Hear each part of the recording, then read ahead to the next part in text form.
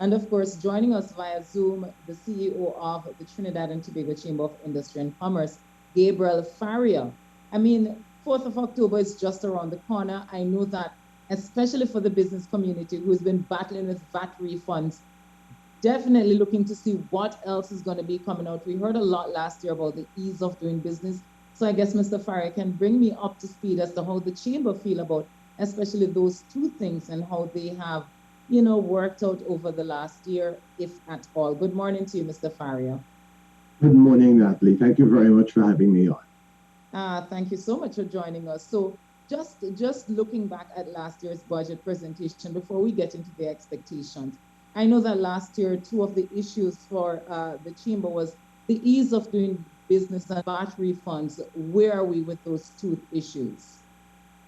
Well, it's sad to say that neither of them have improved. You will remember that we've been advocating on behalf of the wider business community on VAT refunds.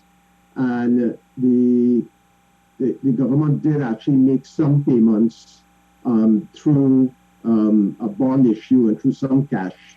And they committed to actually paying VAT refunds on a consistent basis going forward. That unfortunately did not occur. They also did promise to pay the balance of the VAT refunds off. That also did not occur. We have submitted our proposals this year asking for VAT refunds to be dealt with again this year. And, it really is unfortunate because we need to understand that the budget is really an accounting document. How much income do I have? How much expenditure do I have? And it doesn't appear to be tied to a strategic intent. When we talk about increasing export, everyone in this country is talking about increasing exports, increasing investment.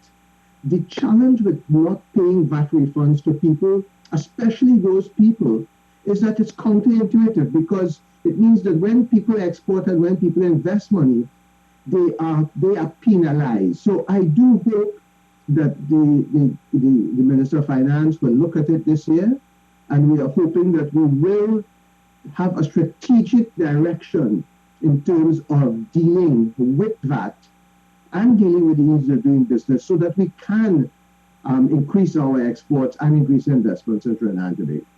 Right. And the ease of doing business, we saw the government trying to, created a ministry of digitalization and public administration so that we can try to get more services, government services online. So that will make it easy. And I know that there is always the concerns about how difficult it is to open a new business, the whole registration process. So does this chamber still believe that there hasn't been any improvement there as well? I know there has been some improvement in certain aspects of your government, of your corporation, of incorporation and so on. What's very interesting, Natalie? Right now, when you have to pay taxes or you have to pay VAT, people still, everyone in Trinidad is doing online payments, but the government, if you're paying and making a payment over or under $100,000, you still need to physically go down to the Board of Revenue with a check to make that payment. And that is such a simple solution, and I'm not sure why that isn't dealt with. The biggest challenge with ease of doing business is actually our customs and excise, the whole customs clearance process, the whole Asecuda system, payment of online duties. Those things are still not fully operational. And as I said, again, those are simple things that I'm hoping the Minister of Digitization will be able to address coming up. It has not been improved to the level that we need to be, basically. So will the introduction of the Revenue Authority deal with those issues, the custom and excise, as well as BIR, because we know that those services are now going to be under the TTRA and not through the Public Service Commission anymore. So do you believe that with time, with the implementation, we'll get those improvements? I hope so. I think we have to understand that, and there's a term that's used, I'm trying to remember the term now, but the reality is that putting a lipstick on a pig doesn't change the pig. It's still a pig. So what we have to understand is that this is going to be a lot more, unless we execute this transition properly and let independent professionals do it. We'll end up with the same corruption, largesse, inefficiency, weak governance, potential victimization of honest compliant taxpayers. And as I said, we'll end up basically with a stick on a pig. So we need to do more than superficial changes. And my concern is that the government has a track record of not being able to execute these things properly. So I'm hopeful that we will get professionals to deal with it. The one concern we have always raised, because we have always supported the efficient collection of taxes. Let's just be clear. The TOT chamber has and will always support a fair method of taxation and its robust enforcement. We are resolute in our view that everybody, you, me, every government minister, every business, every doctor, dentist, engineer must pay their taxes. However, we must have a taxpayers' bill of rights. You see what's happened with VAT refunds, Natalie?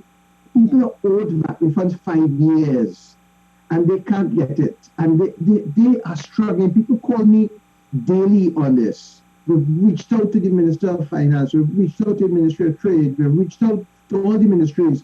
I must say, the Ministry of Trade is very empathetic, but they have not been able to make a difference. So the TTRA is important. If we don't do it properly, we run the risk of, as I said, just creating something that is no better than what existed. So let's hope we see some meaningful change.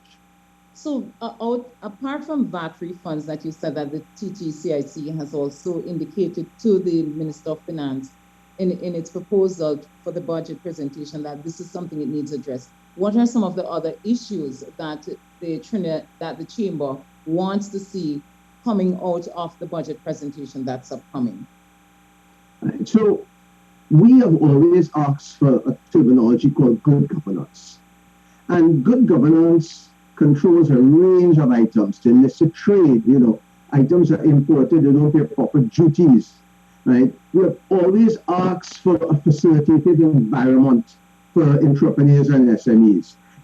Today, Natalie, I read an article saying you're going to be living with this COVID for, it's endemic. And today more so, it's really scary, but today more so than ever, are vulnerable. And the term vulnerable is not just citizens, it's all of these SMEs, all of these small businesses that are on their backs. We have to provide a facilitated environment for them to access capital. We have written the Minister of Finance, I can't tell you the number of times, saying rather than trying to create mechanisms where you dole out political patronage to people and give them money, why not mobilize? You've always heard about the money that's sitting in the banking system. Why not mobilize private sector and business capital by giving tax incentives if they invest in certain types of businesses? So you may find that you may say, if you invest in a restaurant today, because of course restaurants and bars we will give you a tax incentive of 50% over your normal tax. Something that will mobilize the capital. So we've asked for that. We have asked for incentivizing financial institutions to lend to SMEs. Everyone says banks don't lend to small businesses. So give them some kind of financial incentive that if more than 10% of their loans are to a certain type of business, they can do that. So there are a number of those types of opportunities. I mean, we have even suggested they look at angel investing, which is huge in other countries, where people who are retired and have capacity can provide both financial support and mentorship to smaller businesses, and also to create a micro stock exchange. Right now, our stock exchange is really not as active as it should be.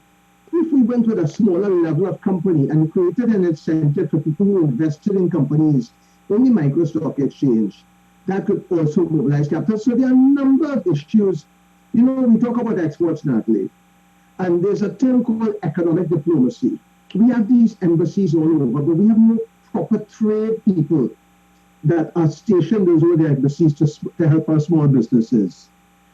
You know, the one bugbear I have been very concerned about is the Procurement Act. I don't know if you, I mean, I'm sure you've gone through this. And I think it's a transgression against the citizens of this country for us not to have a Public Procurement Act fully proclaimed. When we have a whole office operationalized now, I think probably more than maybe 2 years. And why would someone not want to put in place the tools to save what they say is $5 billion a year? That's so many things. I know that there were a lot of questions around the Procurement Act, and there was a lot of disagreement about the final act that was passed. And I guess for me, I just have to wait to see, you know, what it's going to look like when we get that, what's the name of it? I'm not going to say a procurement. Public procurement, something, yes. Right, get him in place, you know, to see what is going to be happening. Because I think, for me, I have seen a lot of good ideas from this government. I think, as usual, what I've seen over the years, not just with this government, but on a whole, is implementation and what implementation will look like. So I think even with the TTRA, similar with the Procurement Act, if we can get proper implementation, is that we can make significant strides. You know what I mean? So I'm waiting to see that. So you're looking for more incentives so that you can have more investment. You're looking for more VAT refunds. When I spoke to AmCham CEO, he was saying that he believes that there should be a national... Sorry, I lost you for a minute there, Natalie. No, I was saying that... hold on for 1 second, let me just... Are you hearing me now? I am hearing you, it's just that you went very, very soft. So hold on for 1 second, let me just make sure I'm hearing you. Right, okay, great, I'm hearing you now. Right. I'm saying last week when I spoke to AmCham's CEO, he was saying that he believes that, you know, it needs a national recovery fund, different from the Heritage Fund, from the Stabilization Fund that you use, but a national recovery fund when you have these kind of, you know, adverse events such as COVID, that kind of thing, where you can have monies to put back into the economy to help the SMEs and that kind of thing. How does the Chamber feel about that kind of thing, that kind of idea to move the country forward? Because we are in the midst of a pandemic, and no doubt it has affected how everybody has done business.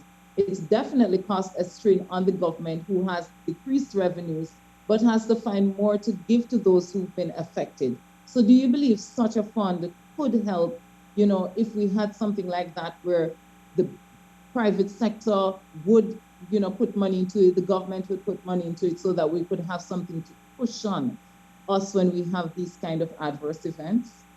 Yes, this was actually put forward very early in the pandemic by a number of organizations. The reason why we have not actually put forward that as our primary initiative is that we know when you try to get many people to come together to do something, you have to deal with so many personal agendas. So that's why what we have said, and just to be clear, when I use the term incentives, this is not that businesses need incentives per se in their own right. What we are trying to do is mobilize that capital that's sitting in the banks that you hear about, just by creating a tax incentive if they direct those funds into activities to support the economy. So what we are doing is saying something similar, but rather than it being structured as a joint PPP project or something, we try to mobilize this quickly. So think about, we are going to set up a fund and the mechanics of that, and think about saying anyone who invests in any of these types of businesses with employment of this or something like this will get 50% over their normal tax benefit, or get 125% tax benefit. That makes it easier. It's something people can do right away. So that's why we're suggesting that as the mechanic to achieve what you were talking about. Yeah, you're right. I think, but one of my questions is if the government is in a position to do more, because I don't think anybody can, you know, ignore the fact that even before the pandemic, things were tight. Right. And, you know, with the pandemic, we saw the drastic reduction in oil and gas prices, which is where we get most of our monies from. Now we see the government trying to put the tax amnesty out there so that it can collect some of the revenues that it probably would have calculated. So, and we've seen the borrowing, we've seen the increase in the debt to GDP ratio. Is it in a position to do incentives, even though it might be necessary to kind of get the economy going?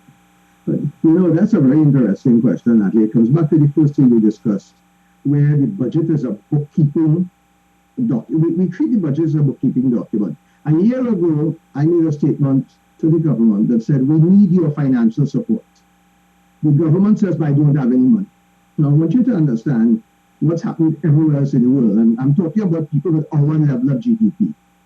What governments have done is they have actually taken cash and putting it into the system. Now, I want you to remember what the finance minister said. He's not collecting taxes, he's not collecting VAT, right? Because businesses slow down. He's not collecting pay because people have been laid off. So think about the opposite now. If a year ago we had taken some of that money and put it into the system and said, here, and this is what was done in Canada, the US, and many places, and many parts of Europe. They actually took cash, put it into the system, and they created demand. I want you to understand that what would have happened is that cash would have turned in the system. The government is the largest beneficiary of money in the economy because they collect VAT. So if people who were employed got their grants, if businesses that were closed got support, they would have spent that money. The government would have gotten VAT, they would have gotten tax, they would have gotten PAYE. So the outcome we have today, Natalie, is directly linked to the fact that the government did not provide support to the economy. You see, support to the economy is not giving people something. It's actually creating aggregate demand in the economy by putting cash in. And understand that every dollar that somebody spends, the government gets 13% in tax. Every time you earn a salary, the government gets 25% in PAYE. Every cent a business makes, they make 30% of the profit. So that, I don't know if you understand, that's the difference between bookkeeping and strategy. Right. Well, Mr. Faria, we have to leave it there. We're already out of time, but I want to thank you so much for speaking with us this morning. And like you, I'm sure a lot of us are just waiting to see October 4th what the Ministry of Finance presents to the country. Thank you very much, Natalie. I want you to read one word. We have to think beyond the budget. That's what it's not the budget. The budget is mechanic. We have to think beyond the budget. Yeah. All right. Thank you so much.